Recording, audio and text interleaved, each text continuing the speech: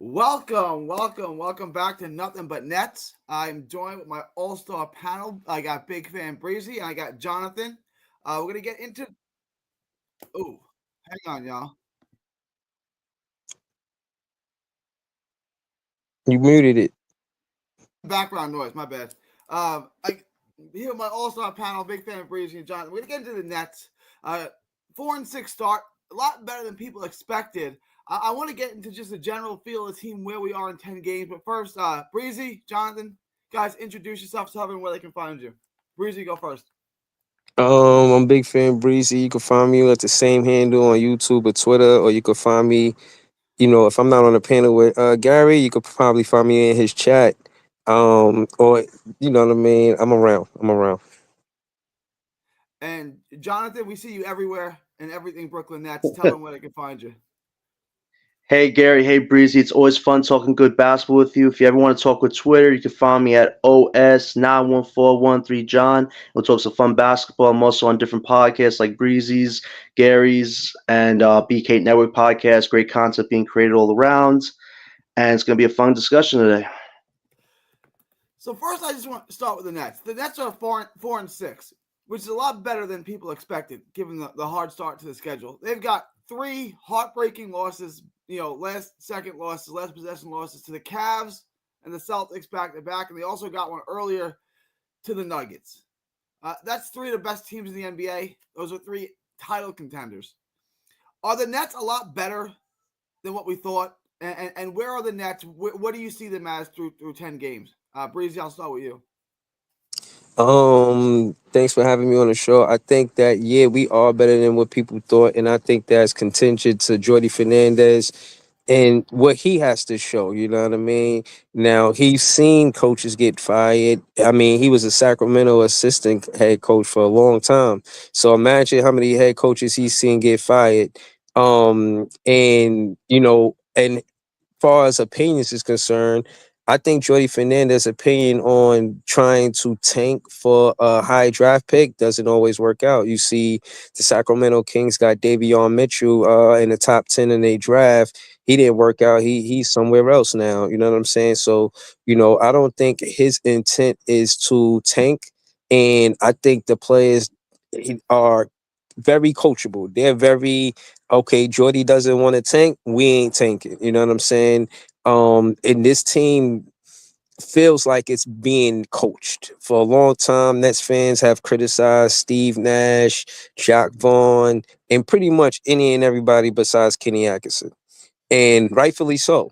And it goes to show that me as a fan, I think because the biggest voice in the locker room is the head coach, opposed to a superstar in the Kevin Durant or Kyrie or whoever. I think that's the major difference for me, Gary. I think that's the difference in us being 4-6 opposed to a 2-8 start with a Steve Nash or a Jock Vaughn. And I land the plan saying that we could have easily been 6-4. You know what I'm saying? So Right. that's how I Yeah. feel. We're right there. I mean, every game is close. We're in every game, which is really all you can ask for. Just make it a game. John, 4-6 start, three losses, one in overtime, two of the last possession of the game to three of the best teams in basketball. What are your thoughts on the Nets so far? Are they a lot better than we thought in the offseason and the preseason? Well, my thoughts are we live in a bizarro world right now. I mean, I don't think any of us expected the Nets to have these types of results that they've had. But it also, like Breezy says, you'll go back to what Coach Jordy has done for this team. I mean, he's been excellent.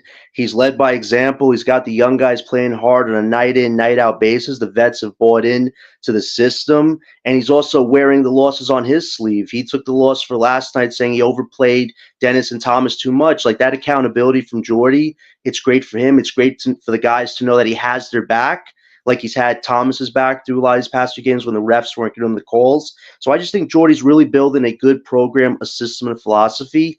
And it just makes you wonder, imagine what he can do with top prospects in next year's draft, future potential stars. Like if he can get this group of guys to buy in, the level that he can take this team, it's unprecedented right now, and I look forward to seeing what he can do with that. And these last two games, we just took on the championship Celtics and the undefeated Cavs and took them both to the limit. The fact that the vets played so well in these two games, it really comes down to marks now. What more value can you ask from these vets right now? They're playing the best they're playing right now. At a certain point, you got to think about the future of this team and how you can get more assets and set us up well for the draft. The ball's in our court. We have all the cards, but I hope sooner rather than later, Marks actually jumps on these opportunities because you only have so much of a window to get the best deals possible before you wind up with an egg on your face. So I'm proud of how this team is playing, but we also have to think big picture. And like you and I just talked about, Gary, in the backstage for a bit, what is Sean Marks thinking right now about this team's direction? We really don't know yet. I want to ask this question because LBL pointed out Jordy is doing an outstanding job so far. I agree with him. I think it's hard to disagree with him. If Jordy Fernandez was the coach of this team last year, are they a playoff team, John? I think there's an argument to be made, but also at the same time, Mikal Bridges was not bought into this team system. After we had that 13-10 run, he just quit on the team. You wonder if Jordy could have changed his mind. I don't think so. I think at that point, Bridges was ready to be done with this team, and the results showed for it. And really, we didn't have a balance on the team last year. Too many guys were injured. Johnson, Simmons. When they made Simmons the main point guard, the guy who's running this team, you already lost the season right there because couldn't get through 6 games. So our system was flawed a lot last year, especially when the current coaching staff we had that was supposed to prioritize development did not show an ounce of development. Thomas was getting benched, getting screwed over left or right. So really, Jordy came at the right time this year. I think last year it would have been trying to get too much, too quick done, and he really wouldn't have had a chance to really grow the bond that he's growing with these guys right now. So I don't think it would have worked last year, but I'm glad that it's working for these guys right now. Let me throw the question to Breezy. Breezy, I mean, I think we all like the job that Jordy's doing. Jonathan has some questions. I think the Nets would have been a playoff team last year had they had Jordy. They would have been more order. But what are your thoughts? If Jordy Fernandez was head coach of the Brooklyn Nets last year, are they a playoff team? Yeah, but I don't think we get those draft picks. You know what I'm saying? Right, right. Um, so sometimes it's good to double back but I'm just at the point where I'm just living with it, you know what I mean? Jock Vaughn, he was on his way out, had nothing to prove. He's somewhere smiling with that big ass check he got, and he doesn't Still care, rich. but Yeah. Jordy Fernandez, he last year, where was Jordy Fernandez? He was assistant coach for the Sacramento Kings, and he watched what the Sacramento Kings did get into the playoffs. There's clips of him talking to the players in the locker room. I've seen some of that, and it just shows that yeah, everything takes time. But to answer your question, I think Jordy Fernandez, with any talent, he could coach any group to the playoffs. But what I will say is, a coach like Jordy Fernandez, I don't want to measure his success in one season. That second season, I really feel like that's where we're going to see the most from Jordy Right. Fernandez. But to your point, to your question, Gary, I think he is a coach that wants to get to the playoffs, but Mikal Bridges was a monkey a wrench in the engine type shit. He really brung the locker room down.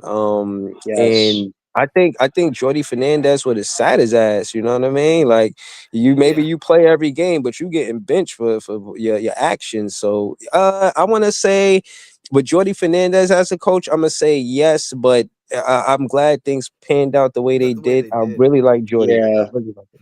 I want to ask this question because I like Jordy too, but when someone does something questionable, I got to call it into question. Yesterday to start the second quarter, they were down 2, and I think it was 2 to start the second quarter. They quickly ran it up to 15 when the Nets had this unit on the court: Schroeder, Keon Johnson, Jalen Wilson, Dorian Finney-Smith, and Zaire. You have no big. I understand Ben Simmons isn't playing, but you have no big. He kept it on the court for about 5 minutes. When it's not working and you're playing a big team like Cleveland, how do you keep that 5 on the court? They ran off about they increased the lead from 2 points to 15 points when the Nets had that 5 on the court. Breezy, I'll start with you. Schroeder, Keon Johnson, Wilson, DFS, and Zaire. I don't even know who your big is in that lineup. I think that the only way that could work is if you make Keon Johnson a point, and you know what I'm saying. You make Schroeder the two, and you ask Keon Johnson to go downhill. Kind of, I mean, you kind of going against the grain, asking Keon Johnson to become a shooter. He got a 41-inch vertical. It is the fucking, excuse my language. It is the highest jumping combine. LBL in the chat. He the one who told me this. It's the highest someone ever jumped at the combine. By him taking jumpers, you taking away his strength. So you would need that lineup. Keon Johnson get into the basket.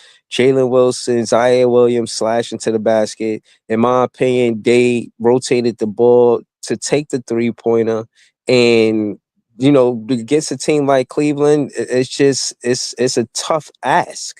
It will only work if we Right. going downhill, trying to draw fouls on the bigs like Jared Allen, like Evan Mobley, somebody like Zaire Williams and Jalen Wilson. They're gonna get to the basket. So maybe employ them to get to the basket more if you're gonna rest Cam Thomas, because I don't consider Keon Johnson much of a ball handler. I think he gets downhill because he's fast and maybe he could jump high, but yeah, that's not an offensive set. Right. Rotation Keon guy. did He's like, handle the ball a little bit in the summer camp in the summer league. I mean, I know that's not the best competition. It's not all NBA players. I get it, but Keon did handle the ball a little bit in the summer league, and he seemed to be okay at it. But I agree, he's not really your point guard. John, I want to bring a question to you. That lineup was troublesome to me, and then they left it in for, like I said, about 4 or 5 minutes. Schroeder, Keon, Wilson, DFS, Zaire against Cleveland. What are your thoughts Right. on leaving that lineup in? To me, that's a problematic lineup. Well, I would say probably the weak link of that was Keon Johnson, because when he was hitting a lot of threes and missing a lot of threes, like he was really that weak link on the team that was helping the Cavs get back. Like they were giving Keon so many open three opportunities, he just wasn't making them. But I will say this is alarming, and Jordy kind of owned this. He said that he played Schroeder and Thomas too long. They played the most minutes on the team last night. Dennis played 37, Thomas 36. This is alarming. Jalen Wilson, 10 minutes. I mean, that opens my eyes because Wilson has been one of our best plus or minus defenders lately, and he only played 10 minutes. That just makes me scratch my head. You look at Noah Clowney, 14 minutes. I mean, this is the problem with keeping the vets longer than you have to. The longer you keep them, the shorter time of a time limit. Guys like Wilson, Clowney, even Zaire, he only played 20, but it's like Zaire could have played 25 minutes. It's a little alarming because these guys want to be on the court. They want to bring that hard nosed blue collar defense. But when you're playing Dennis Schroeder 37 minutes a night, you're playing Cam Johnson 31 minutes a night, it's hard for these young guys to find the right minutes to build that balance up. And at that point, Coach Jordy was overplaying the starting lineup a lot. So he had to throw those guys in for extra minutes. It's not the combination, like you said, that we probably wanted, but Jordy was kind of put himself in a bind there by over relying on the vets. Like you kind of wish at this point the young guys would get a fair amount of more minutes with these vets. You don't got to run the vets into the ground on back to backs. The second half of back to back should be for the younger guys to get more run, to get more rope, to show what they got. So I think Jordy, this is a good learning experience for him. I get you want to win, you don't want to lose games, but you got to trust your young guys to show up against I these want to guys a piggyback little on that. bit. I want to throw that to Breezy. Breezy, the back to back, and you do want to get these young guys minutes. Clowney played 14 minutes. Jalen Wilson played 10. I think these are guys that we both all think have some upside. What are your thoughts on Clowney and Jalen Wilson playing so few minutes in the second half, the second end of a back to back? I mean, should they be out there more? yeah, no, it hurt us. It hurt us. Clowney took 3 shots to be specific, and Jalen Wilson took 3 shots to be specific. I need in the back to back Clowney to take 10 shots. Same thing for Jalen Wilson. I need him to take 10 shots. On the back to back, Right. they're gonna take a bulk of the offense, because for the most part, I feel like I mean, what do you expect from Schroeder and Cam Thomas? They're gonna be exhausted, you know what I mean? Yeah, like they're gonna, probably get open, but it's hard to execute. You know what I'm saying? And these Cleveland Yes. Cavaliers, they were home, so yeah, they was playing the back to back, but they ain't have to go nowhere. They ain't have to fly nowhere. You know what I mean? They went home, and then they just came back to work. You know what I'm saying? We the ones that came from Boston And then we had to go all the way to Cleveland. I don't even know how far that is, but I know that Cleveland didn't have to travel when they back to back, and we did. So to agree with John, yeah, I thought Clowney and Jalen Wilson between them should have had 25 shots, and I think they should have both played 25 minutes apiece or more. Exactly. Uh, I wanna go to this. Cam, you said earlier, Breezy, that this is not a Nets team that has superstars like KD and Harden and Kyrie and those teams. And you're right. I mean, there's no superstar on this team. But Cam Thomas is averaging 25, 26 points a game. He's clearly getting superstar treatment. Down the end of the game, the ball's in his hands. He's getting doubled, right? It's basically Cam, get us these buckets. I'll start with Jonathan here. Is Cam Thomas becoming that superstar? I mean, he's starting to get that treatment already from oppositions. Is Cam Thomas, with his improved defense, his improved ball handling and playmaking, is he becoming that superstar? My biggest thing about Thomas was I need to see the improvements with my own eyes, and I'm glad that I am seeing the improvements. I am seeing more of a focus mindset on defensive side. I'm seeing greater activity. Him just being the two and not the point guard is actually better for him because his energy level is higher. If he had the ball in his hands constantly, taking 20, 40 points shots a game, he'd be tired by the end of the fourth quarter. We wouldn't be probably as contentious as we are right now. So him being the two has actually worked in his favor. His rebounding's gotten so much better. His scoring, like you said, it's like 25 plus a night. He's been, and these two games were a big test for him. He just took on the two best teams. That game against the Celtics was Thomas's best career game against Boston. 31 points. He held his own against Drew Holiday. Like usually against the Celtics, he's that weak link that they attack always on offense. But this last game, he was not the weak link. He was playing really well. He was in game from the jump to the end. And this game against the Cavs, he wasn't cooking offensively. But what did he do? He did what Jordy asked him to do. If you're not offensively cooking, find a way to impact your teammates by passing the ball. 6 assists, team high. That's what you want to see with Thomas evolving as a player. He's not a guy that's going to give you 40 points every single night. There's going to be 1 or 2 games where he's not cooking like that. Find other ways to impact the game, and he did last night. That's the Thomas I want to see become a more balanced player. I'm not going to say he's a star yet, but he's building his stock. This is Cam Thomas's year to validate who he is as a player. Screw what ESPN, all these other media outlets like Bill Simmons are saying about him. Let Cam's offense shine on the court. Bill Simmons has totally flipped his position, and he said that. Mm-hmm. Yeah, let me see if I can find the tweet real quick. But let me bring it to you, Breezy. Is Cam Thomas? This is a team without a superstar. You're right, but is Cam Thomas becoming that superstar? He seems to be defended that way. Down the stretch of the game, it's his ball. Is he becoming that superstar? Absolutely. I think he's a rising star or a emerging star. He's not a superstar yet, but I think that him being a rising star is because of Jordy Fernandez. And you got to remember, it looks good on Jordy Fernandez to develop a superstar. If I think Jordy Fernandez wants that for Cam Thomas too. And I think this is quote unquote tryouts for uh whoever we do draft next season.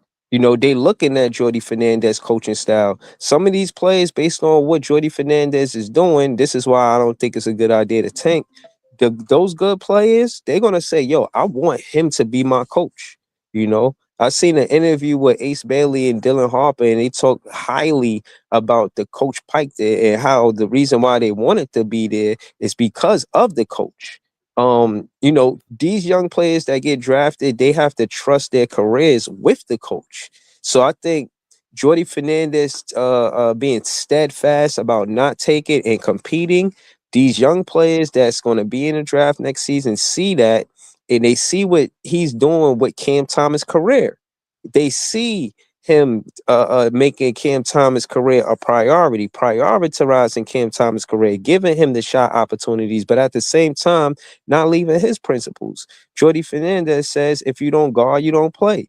Like John said, we are seeing more from Cam Thomas. We seeing him be I want to say for a guard, he's a good rebounder. I won't say great, but Yes. he's a good rebounder.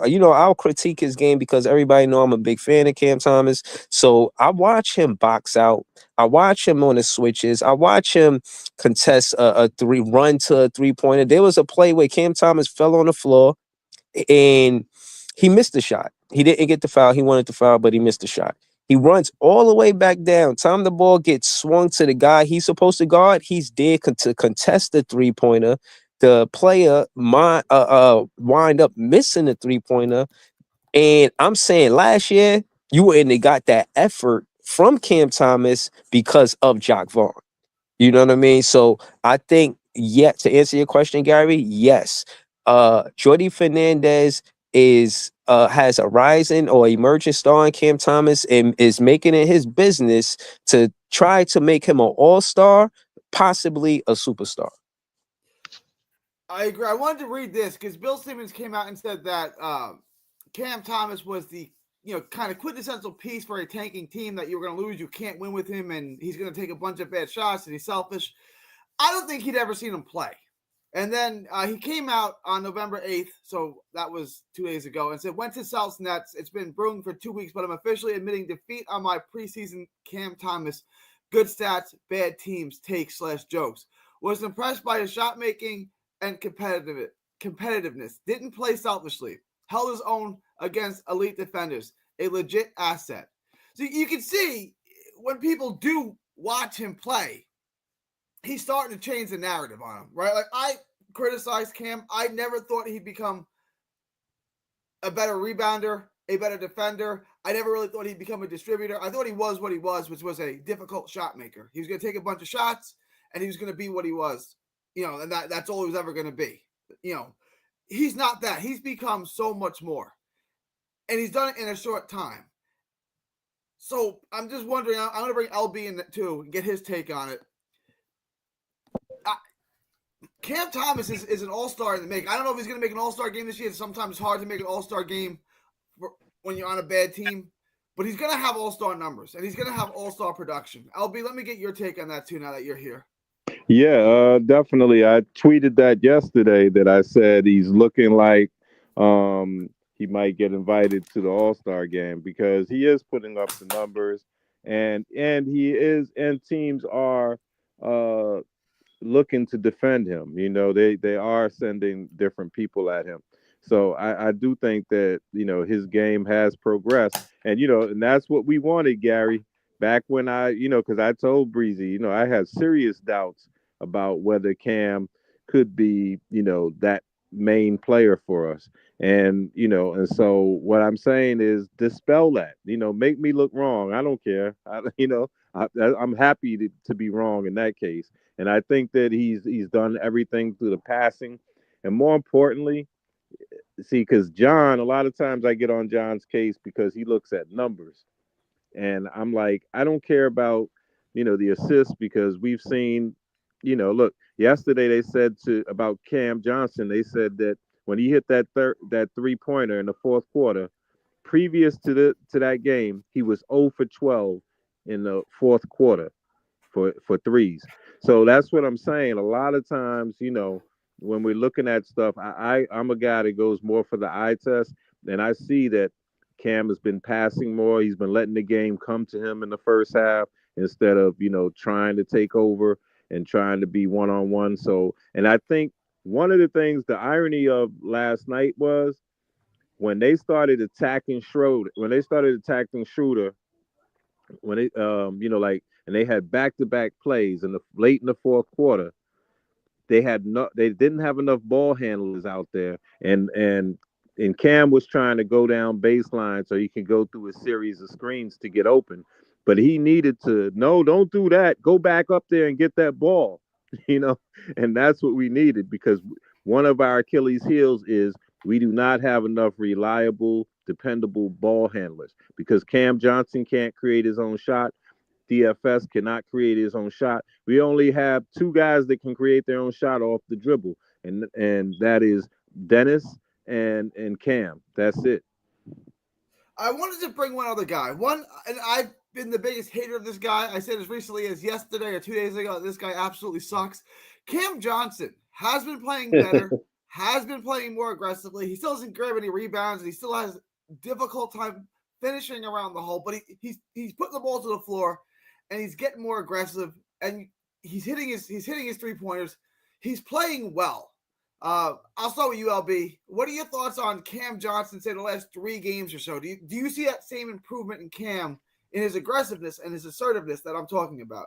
I do. It almost seems like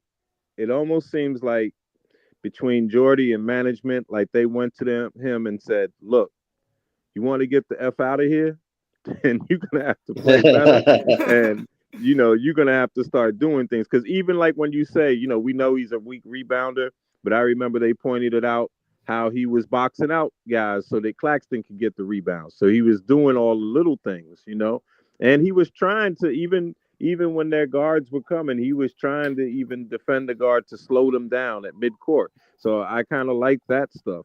But like I said, it's and you're right. It's been about 3 games in, like the last 3 games in, where he looked like a light bulb came on. They said, "Yo, if you want to get your ass out of here, you better start playing better. You better average about 16 or better, and look good. We'll try to make you look good. We'll get you all the shots you need. You just gotta hit them. And if you ain't hitting them, take it to the basket." And I it want seemed to like he knows that's what's happening. add on that. So his last 4 games actually. His last 4 games starting with Detroit. It's 26, 20, 18, 23 points. So he's averaging almost 22 points a game. And in shooting, he's 9 of 19, 8 of 11, 6 of 13, 8 of 13. So he's right around 50% or above 50% every day from the floor while averaging over 20. And he's putting the ball on the floor. He's doing some positive things. Breezy, what are your thoughts? Is he trying to get out of here? Or what are your thoughts on this surge we're seeing in Cam Johnson? I think it's multiple things. I think it's I deserve this money. I ain't just get it because Mikal Bridges is my friend. I think it's he's creating his own, way without Mikal Bridges, and the contrast between him and Mikal Bridges, who's better. I think he's better than Mikal Bridges right now. I also think it's the fact to what y'all said. I don't disagree with you guys. I think he does feel like maybe this latter part of his career he want to get on a contender. And the way he's been shooting, they're looking. I think he knows they're looking like, yo, I think his Achilles heel that they told him is that you taking too many tough 3-pointers. Like, yeah, you could shoot, but if the defense know you could shoot, you become too predictable. So what I've seen more so than anything is him going to the basket. I'm looking at the stats now, and I'm not gonna lie, he does take more 3-pointers than 2-pointers. But he's been knocking them down as a recent. But I think for him to stay at what is it, 17 points per, this might be his career high. I don't even know if he averaged 17 points per anywhere in his career. I'm looking at it now. He's averaging his career high. And yes, I agree with all of y'all. He wants to get to another team, a contender. And they don't want to take that contract if he's not going to average, or if he's going to play like he did last year or any season before that. So as of now, yeah, he's averaging 17.44 a game. He's getting 12 shots up. Like you said, just shy of 50%, Gary. And at the 3 ball, he's shooting at 38%. He's playing. This is and I see him on the other side of the ball too. He's a nag. He's annoying to the, what I'm saying, the offense. Overall, yeah, I don't know if Cam Johnson finishes the season with us. I think if he gets traded, he won't lose no sleep. You know what I'm saying? He knows the business of Right. basketball, and I think that it behooves him to continue this play. I'll land the plane saying this: when he had hit a shot in the fourth quarter, and he looked like, when the camera panned on him, he looked like, yo, I like this. I like this feeling of, what I'm saying, playing in the clutch and actually hitting these shots. So we might see you know what I mean, a different Cam Johnson from now on. I think he continues this play, and I think he does land on a different on a contender before the season. I want to point this out. I did put this in the chat, and he's right. And this is 4 games, so let's not go crazy because it's only 4 games, but he's right. Cam putting up 47, 38, 85 splits while averaging 22 points a game. That's damn near all-star numbers. That efficiency, 47, 30, 85, that's what you see out of Kyrie or Donovan Mitchell or Jason Tatum. He's right. That's all-star efficiency where he's scoring his 22 points. Now, it's 4 games. I'm not going to go crazy over it, but it shows you how well he's been playing the last 4 games. John, your thoughts on this recent little surge from my favorite player, Cam Johnson? All I have to say is magic. We're ready to do business. Are you? No, but listen, this has been very impressive from Johnson. Listen, the biggest thing that's always been about his career is health. Can he be healthy to maintain some rhythm, develop consistency, and knock on wood? But finally, he's developing that. His offense is coming together, and you got to give Sean Marks some credit. He's made Dennis, Doe, and Johnson feel reassured that no matter what happens, he's putting them first, their priorities, making sure they're comfortable. And so far, they seem to buy into Jordy's system. They're all playing well, so good on that. But it's also like this is probably the best you're going to see Johnson right now.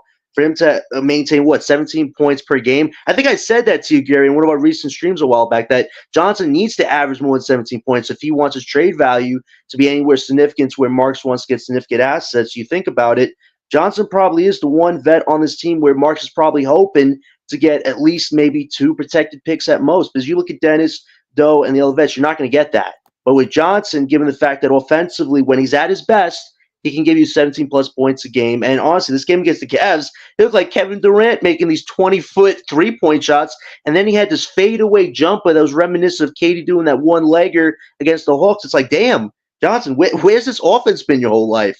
But that's why you got to capitalize. Look at so many teams that are injured right now. You have opportunity to get the good value that you want. But if Marks waits all the way to the deadline, I don't think teams are going to want to be desperate to do business when you can do the business now. So I hope sooner rather than later, Marks picks up the phone because these vets are playing really well. And Johnson right now might be your most important tradable asset. So I hope that we figure out a good team deal that can get us the assets back and let Johnson keep cooking wherever he wants to cook for, because this is probably the best Johnson you're going to get right now. I want to bring you to the next topic. As much as we've been talking about Cam Johnson, his surgeons, Claxton's going to go the other way. We wanted Claxton to really take a step forward. He had double-double yesterday. He had 10 and 10. But he's not getting any more shots. This was a guy we were hoping would average 13 to 15 points a game. He's averaging 8. He's in the starting lineup now. It hasn't seemed to make any bit of a difference. There still seems to be nothing added to his offensive game. He was 1 for 3 against Boston. Right. He took 3 shots. Took just 5 shots yesterday. Did hit 4 of them. I'm not saying he's playing terribly or anything like that. He just hasn't added anything to his game, and there doesn't seem to be any urgency in his game. John, what are your thoughts on what we're seeing from Claxton? I would definitely say disappointing is one thing, but people are going to say, oh, he was injured with the hamstring. That's why he came off the bench. He's still developing rhythm, but it's also like we've seen a little sample size in almost 10 games. And if this is a sign of things to come, boy, buckle up, because I don't feel secure about Claxton's future. And I got to give Breeze a shout out again with Thomas. With Thomas, we're seeing the evolution in 10 games. Defensively, he's getting better with rebounding. His assists are improving. Everything that people have been asking Thomas to improve, he's showing you a little bit. With Claxton, we're not seeing it. The best thing Claxton's probably given you is he's had 10 or 11 rebounds in a lot of his games. The offense hasn't really ticked up there. He's only taken 2 mid-range shots in about 10 games. And he took one yesterday, but it missed. But it's also like 2 in 10 games. It's like we're not seeing the evolution that we hope to. With when Jordy said, I see him as a Sabonis. This is not a Sabonis role. If you're not taking 3-point shots, like he hasn't taken 1 3-point shot yet. You'd hope he'd take at least 1 or 2 by now. He hasn't taken any yet, and he's only taken 2 mid-range shots. So what that's telling me is they want Claxton to do what he's always done. Rebound, be at the rim for lobs, make a layup when you feel like you can in a matchup. But even in these matchups, he's been getting cooked, even on defense. I'll be honest, I haven't seen a crucial defensive game yet from Claxton. Well, one game that was really good was against the Bucks, who are floundering. But against other teams, Claxton's defense has been okay, but it's nowhere near the defensive player of the year right now, especially against matchups like Zach Edey and Mobley and Allen last night. Claxton is not stepping up to the plate even on what he's supposed to do well in. So for me right now, I wonder, is Claxton going to be a future asset of our team, or is he a tradable asset? Because if this is the best Claxton can give you, we got to start thinking about alternatives for our future center position. LB, Claxton has a very tradable contract that makes him tradable in the future. His contract goes down every year while obviously the cap goes up. So 2 years from now, he'll be on a very team-friendly deal. So like a 2-part question. Your thoughts on Claxton, and is this all that he is? Is basically a really good switch defender who can rim protect and offers you very, very little offensively. I think you hit the nail on the head. For me, I looked at Dallas, and I feel like they have two Claxtons in their centers, but also because I feel like like a guy like Gafford gives you everything that Claxton does. He's not a Mm, scorer, but he can get oops and stuff like that. He can get dunks and lobs and stuff, and he can rebound and he can defend and he can move and he's versatile. But and then lively. What separates him is he's a little younger and he has a shot. He has a 3-point shot that is underdeveloped. But as far as for Claxton, I think that he is what he is, and I think that what we really have to do, like we have to separate ourselves as Nets fans and just look at it as basketball fans, because Claxton is a guy we could afford. He looks better when you have a KD and a Kyrie on it. But on this team, where his role has to be more prominent, what he does is just not enough. Because if you look at, right. everyone keeps talking about, like I think Jay said last night, like, well, we need guys who could know how to throw the lob. And it's like the lob isn't there all the time. Teams play against that. And especially a team with Twin Towers. So the thing is, if you're nullified, if your whole offensive game is nullified because you're not able to get lobs, then you're not an offensive player. Period. You know what I'm saying? So I would like to see him continue to do well, but like John says, you have to keep an eye towards, is there a team out there that thinks Claxton could be the difference Right.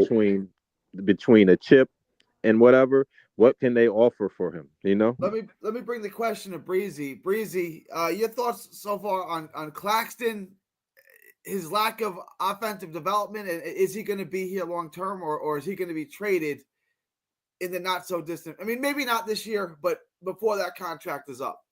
Yeah, he looking real tradable. He's playing subpar, but I think he hit his ceiling as a center. If you're gonna look for Claxton to bulk up, like maybe a Giannis, I kind of hope for that, but I don't really see it now. I think he hit his ceiling as a center, and if you want to get more from Claxton, you gotta find somebody bigger than Claxton and make Claxton the four. Mm, Otherwise, he's again at the center on one-on-one matchups. It's a tough guard. Like, who could he guard one-on-one as a center? Not a lot. But who could he guard one-on-one as a four? Shit, damn near the whole NBA. So I think the front office got to make a decision and say, all right, well, do we still want Clax, and then do we play him at the four? Usually a lot of fours in this league got a jumper, so I don't know if they want to do that. But he looking more tradable than the front office going to keep him, and that's him. His a lack of aggressiveness. I think Claxton played with more fire last year. This year he just seems like, man, like, you know what I mean, just going through the motions, and I think right. that's because he not getting not a lot of lob calls. You know what I'm saying? He not getting a lot of pick and rolls, and he not getting a lot of lob. He not getting a lot of touches. If Clax is going to stay here, he has to develop that shot between the foul line and the top of the key, right in that paint space. If he could develop that, he could play with the Brooklyn Nets, because now the one that's guarding, the defender that's guarding the rim, has to respect Claxton and come up instead of clogging the paint and making it hard for like Cam Thomas or Schroeder to get downhill. So yeah, as a five, I don't think we have much use for Clax no more, and I think he will be trading in a year or two. But as a four, if we could fit him in some type of way, or maybe the last chance or resort is to give Clowney and Clax a bulk of minutes. Let them really go out there and see what they could do. And I know DFS is in front of that because of the rotation, and I think you won't get the most out of Claxton. You're going to consistently see this level of Clax, while DFS is on the floor interrupting what we seen at the end of the last season, and that was Claxton Clowney playing well together. So that's my answer. Yeah, if Claxton Clowney could get minutes together and be in a rotation at the 5 and 4 together for a good 20-25 minutes in the game, then Clax is going to be very impactful. But if Clax has to continue to play the 5 while DFS plays the 4, yeah, it looked like he's going to get traded. So if I had to decide, I would say they would keep Clax, move DFS, and put Clowney in the rotation and see how that works. So they might keep Clax. But I'll be honest, Gary, I don't have a definite answer. I'm still undecided. Can I piggyback back on that for a second? I want to ask John a question real quick because Uh-huh. raised a good point. Trey Johnson, point guard on 6'6" point guard on Texas, out of Garland, Texas, is a very good draft prospect. I agree that that's going to need a point guard. That Milwaukee pick is going to be better than we thought. John, I know you follow this stuff. Where are the mock drafts? Where is Trey Johnson? Where is he projected to go? Top 10, top 15? Where's kind of the projection on him? From everything I'm hearing, he could definitely be top 10, around that 5 to 10 barometer. Okay. Because, like you said, he's a point guard. He's got potential. He's got some height to him. He was actually, they rate him closer to Cam Thomas in the on the draft.net, which is interesting. Means that he's got scoring chops that could be potentially special on a team. But if I'm looking to catch on that Bucks pick, Igor Demon is my top priority with that Bucks pick, because in the little college games he's played right now, he's looked so impressive. 20 points. He's averaging 20 points. He's showing up with assists, rebounding. He's honestly he's a 6'8" point guard. How rare is it to have a 6'8" point guard that you would think would be top 3 or 4, but he's in around top 10. So if you have that Bucks pick that's potential lottery, I would love to have Igor Demon on his team. If I could draft a Cooper Ace and then get Igor Demon to pair with them, I already have 2 starters for my future right there, which would be Brooklyn cashing in hugely on the draft. That's where my mindset would be. But Johnson definitely will be in the top 10 at the rate he's going. So the Nets definitely do have some interesting choices if that Bucks pick is around 5 to 10 for sure. He's played 2 games. Longhorns have played 2 games. He scored 28 and 29 points. One of them was against Ohio State, so not an easy opponent. But LB, what did you want to say? I wanted to get back to you. What did you want to say?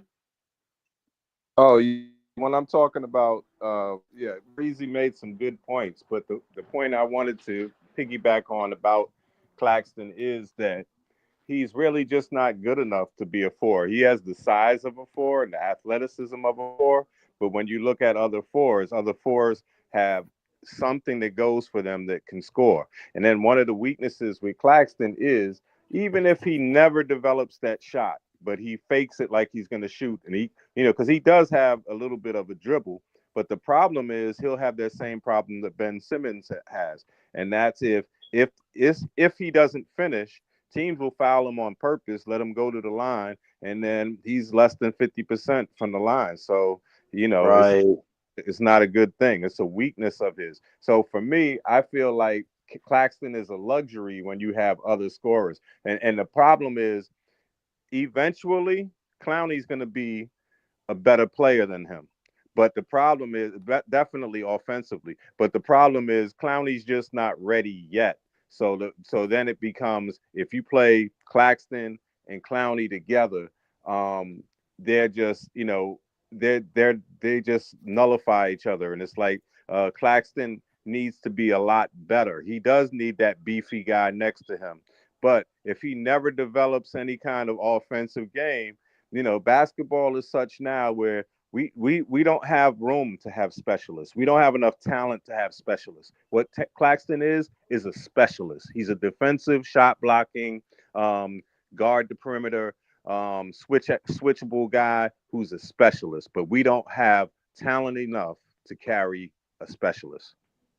And can I just add to LBL's point real quick, and to Breezy? I thought Breezy, we've talked about wanting to pair Clowney with Claxton going into last summer, because in that little sample size last year, rebounding wise, they were great together. It felt like Claxton offensively was feeling a little more comfortable having another big on the court with him. But when it's just Claxton by himself, you see the low offensive numbers. He's mostly just focused on rebounding, blocking some shots, doing what he always does. But that's why it'd be great if you could put Clowney in the court with him. And I'll give Jordy some credit here. He's kept Ben and Claxton apart this season. They played a little bit together, and a little bit they played, the numbers are great for them, but keeping them apart has led to the team's overall offense being as dynamic and as contentious as it is. But you'd also wonder if you would actually start Clown and Claxton, would that unleash Claxton more, taking a few more mid-range shots or three-point shot? Because if it's just Claxton by himself in the court, he's not going to go into any type of offensive bag. He might show you going making a layup once over Blue Moon, but it's like if he's just by himself, you're going to get what you're going to get. And being power forward, like LBL, you said, I don't see it with Claxton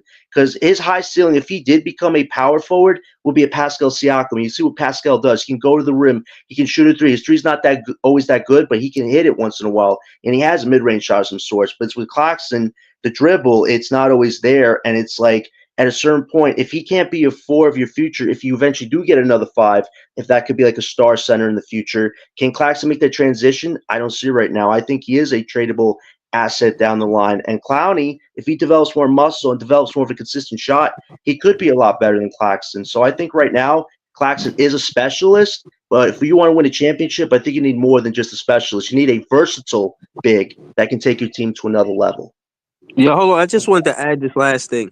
I think DFS is the problem for Clax because they leaving DFS open and they making sure they box out Clax to make sure they get the rebound because they don't think DFS is going to hit. When you look at the them on the floor together, Clax and DFS, a lot of times DFS is taking an open 3-pointer. That means whoever's supposed to be guarding DFS is boxing out Claxton trying to get the rebound, and that don't work for Clax. But if you put Clax and Clowney on the floor together, 9 times out of 10, the scouting report going to tell you got to guard Clowney from 3-point line, whether he taking that elbow three or he taking that corner three. So if DFS don't get traded, then Clax is out of here. But I think they might trade DFS and see Clax and Clowney together. I think that might happen more than anything. Now that we talking about it. Good take, Breeze. I want to get into two things. Yesterday, the Nets went down at the 6.5 minute mark. They were down 52-37. They then went up 59-57. That's a 22-5 run against maybe the best team in the NBA. Defensively, it shows you that the Nets are legitimate.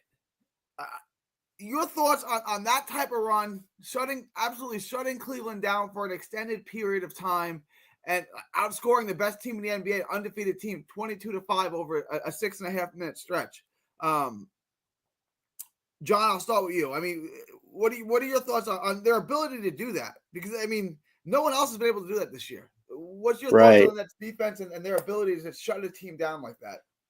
It's just these spurts, these runs the Nets have had where it looks like they're out, but they just keep giving you jabs, hooks, left and rights, and keep fighting the good fight. But to me, the guy that's controlling this whole thing is Dennis Schroeder. He is the ringleader right now. I mean, he had an interview with Megan Triplett where he told her exactly how they were going to attack that third quarter, and boy, did they attack with that run in the third quarter. Like, he's an extension of Coach Jordy. Jordy lets him call plays. He lets him talk to the young guys. He's always bringing those huddles, the Schroeder huddles, which are becoming a thing of his. Like, he has his team clicking on offense and guys playing with a lot more grit and focus on defense.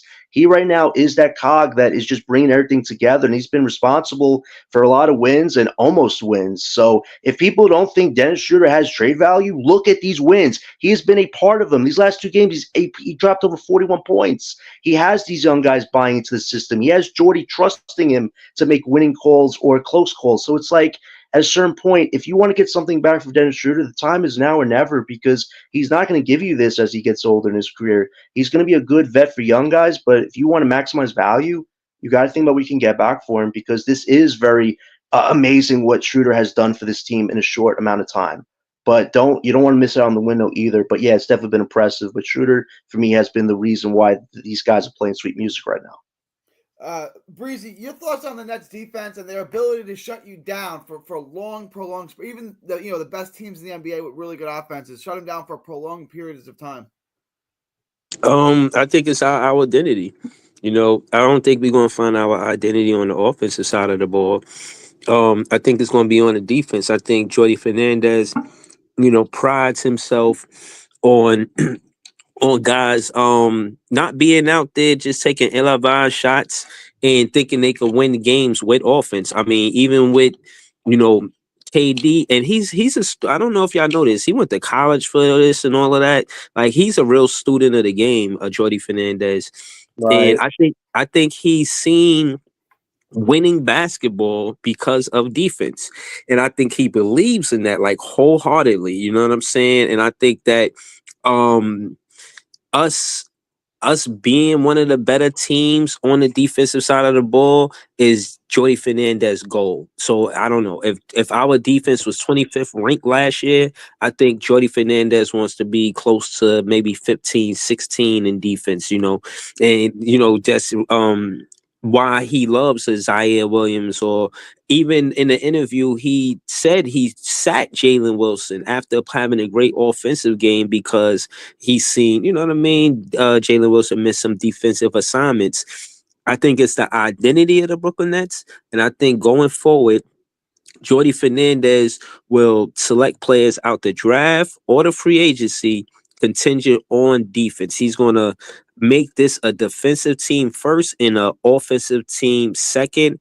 I can get used to seeing teams go on droughts because they can't score the ball because we playing great defense. So I like it. I actually love it, Gary. You know what I mean? And I think that's you know what I'm saying? Our way to being a successful basketball team is by prioritizing defense before offense. I 100% agree with you, Breezy. LB, I'll switch the question here. Have you been impressed with the Nets defense and their ability to shut good teams down for prolonged periods of time? Okay, I thought Breezy missed an excellent opportunity there because I thought he was going to say, that's our superpower, like what he said about Cam. Okay, nah, that's the alley oop. You just caught the alley oop right there, man. Just slam it, bring it home. You know what I mean? So Cam Thomas, if his superpower is scoring and being able to make difficult shots, that's our superpower to me is we're reflecting Jordy's hard-nosed defense, his just playing harder than the other guy across from you, and then the thing is, like I said, I think with Zaire, I think with Keon, these guys really get into these players, and players aren't used to that. Like these guys are hungry and they're fighting for minutes and they're slapping balls they're slapping they're slapping wrists, they're doing all of this stuff, and they're playing really hard, and teams don't like it when you play this hard this early because they think that it's unsustainable. And we saw with the first Kenny things, with the first rendition of Kenny's Nets teams, it was sustainable. We did play hard, we did play scrappy, even when we were scrubby.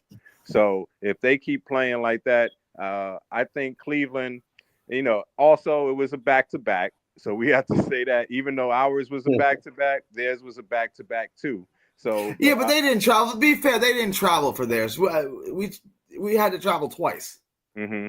To be Yeah, fair, and I'm sure Kenny probably said, "Yo, you guys, you can't let me down here. I can't no, we lose. got to win Out of, this one. out of Yeah. all 29 teams, we got to beat this one, right?" But I think that the thing was, I think that Zaire and Keon, I think they personified the grit that they like, in terms of guys who are, to this point, marginal rotational players up until this Well, point in their career. Up until this point in their career, because remember when we said we got them and we signed them, all kinds of guys on different podcasts were saying, "Man, this guy could never get no run with Portland," or "Nah, this guy's not getting any run with Memphis." So now we see they're getting the opportunity, and it's funny that they're all from the same class as Cam Thomas. let me put this out there. We talked about the good, but I want to take the good with the good and the bad with the bad. Down the stretch of that game, the fourth quarter, Brooklyn turned the ball over 7 times in the fourth quarter alone. Their offense became predictable. You knew what they were doing, and Cleveland shut it down at will and won the game and showed to be the superior team. At times, it looked like, in the NCAA tournament when the 2 seed is getting pushed by the 15 seed, and the 2 seed's like, nah, screw this, we're just gonna take the game over now and win. It did kind of resemble that. Like the Nets were out of their league in that fourth It didn't look quarter. it didn't look inevitable to me. Like I said, what it looked like to me was that It did look like one team was a little bit more experienced because, like I said, that was what I wanted to ask. Is it a yeah, lack of because experience? Do they just not have closers on the court yet? I think, like I said, a key point was our best player, Cam Thomas.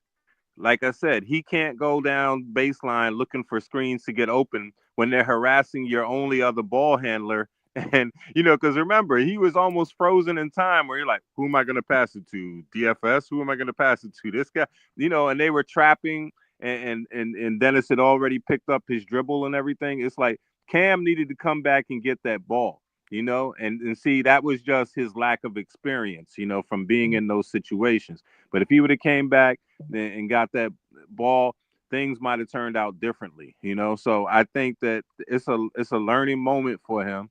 I'm sure he'll do better as we go on, but that's the whole thing. That's it. It exposed our weakness because Kenny did that. Kenny Atkinson did that because he knew, oh, they don't have any ball handlers. They only got two ball handlers. They're guards. That's it. Because remember, he brought back in Cam Thomas. He brought back in Cam Johnson, and they're like, okay. And remember, the announcer said, oh, the Nets scorers are back in. Yeah, scorers, but not necessarily ball handlers in the case of Cam Johnson. Right. So that was a big problem. Let me get that question to you, Breezy. Turning the ball over 7 times in the fourth quarter. That's a lot of turnovers. Like 7.25, 7.5 is a lot. Is it they don't have, like LBL said, lack of experience, they don't have it, what are your thoughts on that? Because 7 turnovers in one quarter, in the fourth quarter, you're not going to win that game. And they gave that lead right up. What are your thoughts on that? The main play that hurt us is when Cam Thomas gets the handoff or the screen, they jump it. I think Jordy Fernandez has to draw up a play. He has to draw up a play where they know Jordy Fernandez and the Brooklyn Nets know they're gonna jump that screen. They're gonna jump soon as Cam Thomas get the ball off a handoff, they go to the left and the right, basically trying to trap him to force a bad pass. So I think it's Jordy Fernandez's job to counter that. Say, okay, we know they want to double Cam Thomas as soon as he touched the ball, especially in the fourth quarter. Do it. Have slashers. Have Jalen Wilson and Zion Williams kind of shadow these guys. Let Jalen Wilson or Zion Williams or both of them set the screen. Make 2 screens so that way, like LEL said, they could either slash to the basket or they could get the ball right back to Cam Thomas. Either one of the two. But letting these teams, Boston, Cleveland, all of these teams, they got the same scouting reports on Cam Thomas. They all going to jump the screen and double and trap Cam Thomas at the end of the game at the fourth quarter because we've seen with our own net fan eyes, Cam Thomas take over in the fourth quarter. Just a week ago, he was leading the league in fourth quarter points. You know what I'm saying? So I put this on Jordy Fernandez. Jordy Fernandez got to draw plays to free up Cam Thomas, and whether that be Clowney at the elbow or Jalen Wilson or Zion Williams slash into the basket, cut into the basket. All 3 of those things could work. You know what I'm saying? But there has to be a way to make them pay for doubling Cam Thomas because somebody's open. You know what I'm saying? Somebody's open. You can't just double Cam Thomas and then nobody's open. Like somebody has to be open. We have to find a way to make the defense pay for doubling Cam Thomas in the fourth quarter. Until then, and again, I like that we have in this conversation. I like that Gary's asking these questions because we only 10 games into the season. 25 games into the season, I have confidence that Jordy Fernandez and the Brooklyn Nets will figure out what to do about Cam Thomas being doubled in the fourth quarter to get the ball out of his hands or to double or trap him. So I think that's what happens. But it's just some of it, Gary, I think it's just emotions. Like you gotta go through the experience to get better. You know what I mean? I agree. John, let me get your thoughts on that as well. Yeah, and I just want to know this too about Jordan. Breeze was 100% right, because I even said this on a previous stream. I think the identity for our first year with Jordy is the defensive side. We've seen him with the defensive plans. I mean, Jared Allen last night, he only had 3 points. I give the Nets a lot of credit for how they defensively handled Allen last night. He didn't get involved much in the offense, but it's hard to keep one guy down. Mobley, Garland, and Mitchell still got their 20 plus in. So it's like you do good on one guy, but the other guys that are better are gonna take advantage if you focus on just one guy. So I think defensively we did good last night, but it's the offensive identity for this team that's gonna be like a roller coaster this season. We're still trying to figure that out. Thomas has been our best scorer on most nights, and he's been killer cam in the fourth quarter. I give the Cavs credit for wanting to double team him on defense, because if you don't stop Cam in the fourth quarter, he will take you down. But this is also the problem. Who is your second or third option behind Thomas? If Cam Johnson is your second option every night, you're probably not going to win those games, because Johnson can only give you so much in a quarter. And it's so unfortunate that Claxton and Simmons are so similar offensively, where they can't give you more than 8 to 10 points a night at most. So it's like, where can you find that extra option on the team? And Schroeder, he can only give you so much on any given night. And this was a Jordy era. He played the vets and Thomas too long last game. They played these guys 30 minutes. If you could have put Wilson, Zaire, or Clowney in those fourth quarter minutes to get their fresh legs on the court, maybe there wouldn't have been so many sloppy assist turnovers. Because like you said, we're on a back-to-back, and you're having these guys who are tired and just like, making these silly mistakes. If you would have balanced, mixed these young guys in, maybe that wouldn't have happened. I think it's a good learning moment for Jordy, because I know you want to win, but you got to balance your team out and let young guys get run too, so you could see if that could come together. It's part of being an adaptable coach on offense. So I think Jordy's going to learn from it. But again, I was happy with the defensive effort last night, but the offensive identity is going to take a while for this team. So we shouldn't be surprised if it's not gelling right now, because it won't until we get more pieces and really build this team structure. So we'll see what happens as this offensive identity develops somewhat, but we should expect it to not be as flawless as some people want it to be. Last question I wanted to ask. We have NOLA on Monday tomorrow. It's easier to name who's not playing for NOLA than it is who's playing. Zion's out indefinitely. DeJounte, CJ, they're all battling injuries. Ingram's playing. I guess he's not hurt now, but I'm sure he will be with their luck. How important is this game? What is New Orleans? 3-7, I think they are. How important is it to end this losing streak for the Nets, get a win, no more moral victories, no more we got close with a good team? How important is it for the Nets to actually get a W tomorrow in New Orleans, LB? I don't think it's really that important at all. To be honest with you, I mean, as long as we play hard, we played hard the last two games, we almost won. I don't think it's really that important. It's just what he sees on the floor. The guys are playing hard. If we're not making the same mistakes, sometimes shots don't fall and stuff, and so even for a weakened team like New Orleans. So I think that it's not really that important. I think he just cares about the effort and then looking at, have we learned from our mistakes? So I don't really think it's that important to me. John, same question to you. Couple losses in a row, close, heartbreaking losses against, like I said, maybe two of the best teams in the league, the two best teams in the East. How important is it to close one out, beat a team that's injury plagued, and get a win over New Orleans? Well, considering it's really just Brandon Ingram and returning Murphy, I mean, I would be shocked if the Nets don't put on a great effort tomorrow and potentially put a thrashing on them.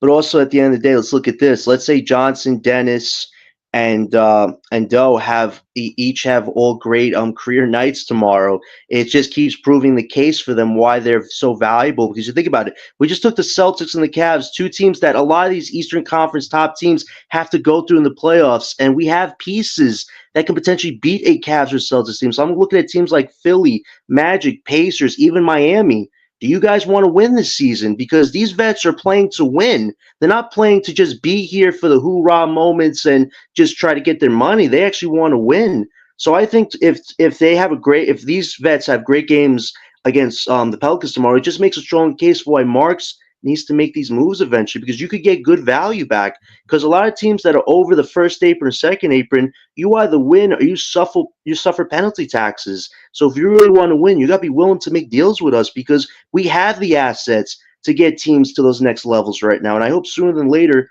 Marks picks up the phone. So if these vets have a great night tomorrow, it just makes the case why we could get some good value back from them in the future. So hopefully they have a good showing. Let me. I've been fair. Like I've been harsh on Cam Johnson, but I've noted he's playing better. Cam Johnson's definitely playing better. Sean Marks still has all these guys on the roster. Right. I want to be fair to Sean Marks too, but at some point, I think it's already a fireable offense that these guys are on the roster. Is LB and John? I mean, is he going to make these moves? If not, does he need to be replaced? If we finish the season past the deadline and Cam and Schroeder and DFS are on this roster, and Schroeder is under contract and Cam Johnson under contract and DFS exercises his player option, and we're paying all of them next year, is that a fireable offense for Sean Marks? I mean, it's just no more. Like he's got 100% yes, because you got to think about it. Sean's biggest problem is he tries to be every player's best friend. He tries to accommodate everybody. But this is the one season where you have to take your emotions out of it. Think of value. Think of next steps for our future in the rebuild. Listen, Dennis, he's a leader. Everybody likes him. He's got to go. Cam Johnson, great beard, great three-point shooter. He's got to go. Dorian Finney-Smith, great character, great physicality on defense. You got to go. We have to get to the next level. These guys are not going to be here the next 3-4 years when we're a contending team. They potentially could help a team right now win a championship, and that's good for us. We're in a great advantage. Being competitive this early, which many people, including myself, feel is a negative, it's not a negative completely because you rather have these guys with their values up at a good, high, fair peak so you could get something back from them. So we were just losing all these games. Teams would be like, you know what? We'll give you second-round picks, a prospect we're not using. That's fine. But now Sean actually has some negotiating power with these vets if they keep doing what they're doing leading up to December when these contracts that people sign in the summer become tradable. So it's like at a certain point, you got to make a decision. If he somehow doesn't trade any of these vets, damn right he should get fired because Marks is competing for a contract next year, and he has still a lot of messes to clean up on this team. Listen, we have a chance to get potentially 2 lottery picks. Get the value you can for these vets. Let these young guys grow and develop with a great coach in Jordy and build the culture that he's building right now. There's no need to keep these vets past February. Get the value you can right now because if he doesn't, he should not be the GM next year.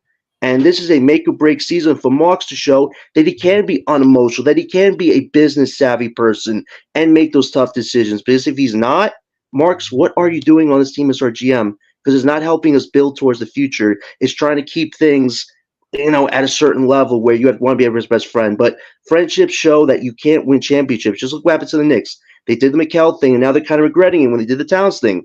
It's like you can't treat everybody like your best friend. You got to be unemotional and strategic, and that's what's going to get us to the next level. So I hope sooner than later Marks makes these decisions, or else we're going to be scratching our heads. Mark sucks. Let me get LBL. He sucks. I don't know how. He tries to build a championship roster with DeAndre Bembry and 50-year-old Blake Griffin. It's just like it's just not good.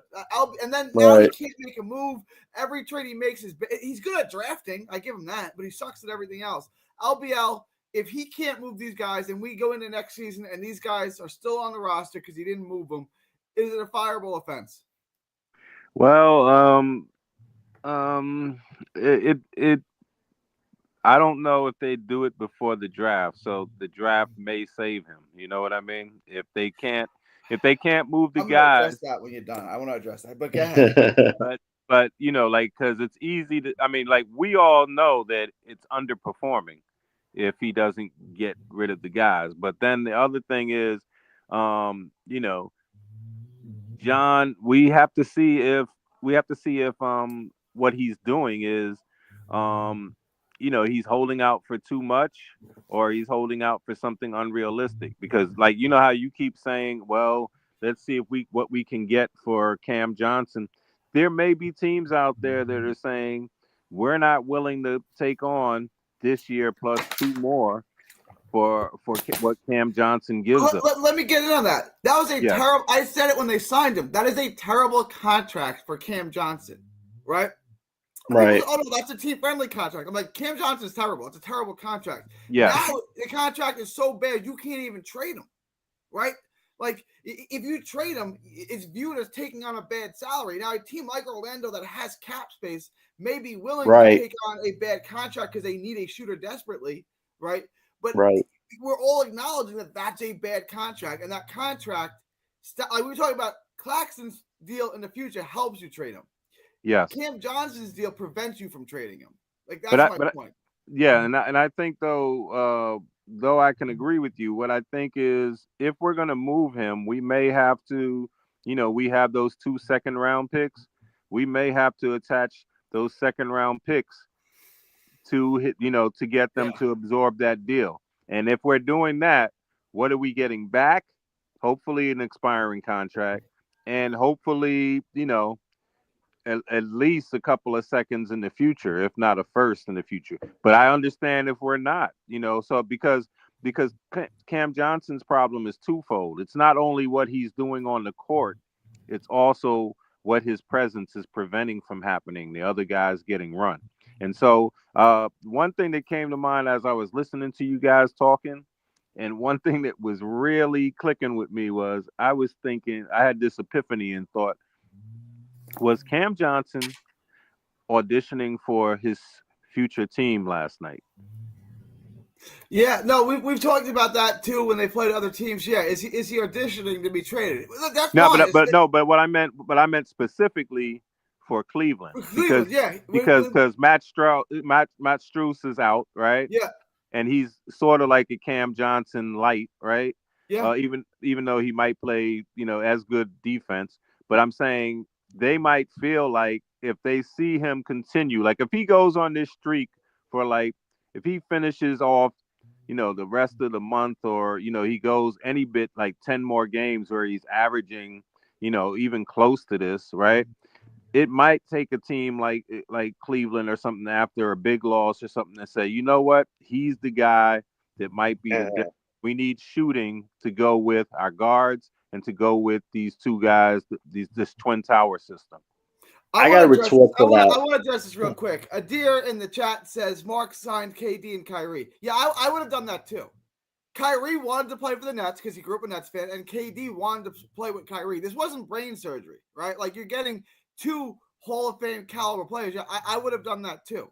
Yeah, that's not a genius thing to do. It was like when Dan Gilbert signed LeBron James in Cleveland. Like, yeah, he wants to play there, so I'm going to sign him. And he sucks on everything else. Yeah, he sucks on timing. He's the worst trader I've ever seen in my life. Right, like the trades that he made, the Harden trade to get Harden was a horrible trade. The Harden trade for Simmons was maybe the worst trade in the history of basketball. Gigantic failure on all levels. Was terrible. You could have got Naz Reid and D'Angelo Russell for Kyrie Irving, and instead you took Dinwiddie and Dorian Finney-Smith. He's the worst trader in the world. And it's not I wouldn't have traded. It's the trade that he didn't make. Would you have traded a first for Royce O'Neal? I would not have traded the first. No, I didn't see that one coming. Didn't he trade a first? Didn't he trade a first to get Bruce Brown? Was it? I gotta look into that. Was it a? No, it was. I think it was Shamet for Brown or something. It was like a 3-team. No, it was like a 3-team deal. Shamet and Brown were on the team together. Okay. I think it was like a 3-team deal that got us Brown though. But I know the Royce one, it didn't make sense to me. It was like, it's just like like a favor to San Antonio or something. I don't know. It's like you're giving up a first, and back then, we're not saying the draft was as strong as this, but I'm like, Royce O'Neal was a guy that prior to that time, you didn't even really think about. And it's like, you're going to get this guy. And that's what I'm trying to say.